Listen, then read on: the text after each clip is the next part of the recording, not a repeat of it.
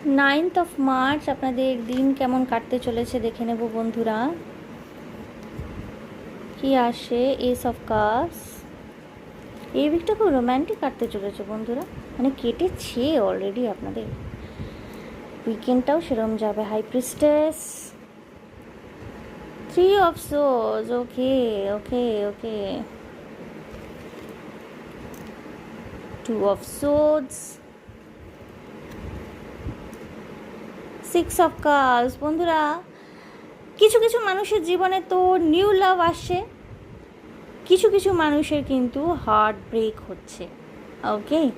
আবার কিছু কিছু মানুষের ক্ষেত্রে হচ্ছে কি বলুন তো, পুরনো রিলেশনশিপ থেকে, যেটা পুরো সপ্তাহটা জুড়েই চলেছে, যে পুরনো রিলেশনশিপের হার্টব্রেকের কথা মনে করে না আপনারা নতুন সম্পর্ককে ওয়েলকাম জানাতে পারছেন না। একটু ইনটিউটিভ হন বন্ধুরা, একটু নিজের ইনটিউশনের সাথে কানেক্ট করুন। হ্যাঁ, সবসময় অত পাস্ট এনার্জিকে বেস করে অত সিদ্ধান্ত নেবেন না, ঠিক আছে? দরকার হলে পরে নিজের ঘনিষ্ঠ বন্ধুর সাথে একটু ডিসকাস করতে পারেন। লাভ, রোম্যান্স এগুলো কিন্তু আপনি এক্সপেক্টই করতে পারেন, কিন্তু নিজের ইন্টারনাল ব্লকেজ আপনাকে ডিসিশন মেক করতে কোথাও না কোথাও বাধা দিতে পারে। একটু ক্লিয়ার কাট কমিউনিকেশন করুন নিজের ঘনিষ্ঠ বন্ধুর সাথে।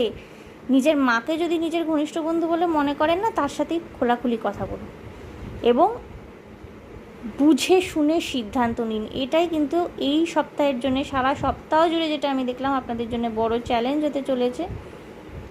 রোম্যান্টিক লাইফ নিয়ে ভীষণ রকমের ডিস্টার্বড হয়ে রয়েছে, নিজের ইনটিউশনের সাথে কানেক্ট করার চেষ্টা করুন, ঠিক আছে? দরকার হলে একটু মেডিটেট করুন, মন এতে স্থির হবে। আপনাদের মন বড় অস্থির হয়ে রয়েছে, হৃদয় ঘটিত ব্যাপারে মন অস্থির, মনকে স্থির করবার দরকার রয়েছে। দরকার হলে পরে নিজের ঘনিষ্ঠ বন্ধুর সাথে, যেই মানুষটি আপনার ঘনিষ্ঠ আপনার জীবনে রয়েছে, যাকে আপনি বিশ্বাস করে সব কিছু বলেন, আমাদের প্রত্যেকের জীবনেই কেউ না কেউ এমন থাকেন যাদের কাছে আমরা একটু হলেও বেশি করে এক্সপ্রেস করি নিজেদেরকে। তার সাথে ডিসকাস করুন, আশা করি আপনারা সঠিক সিদ্ধান্ত নিতে পারবেন। ওকে বন্ধুরা, so all the best for the day.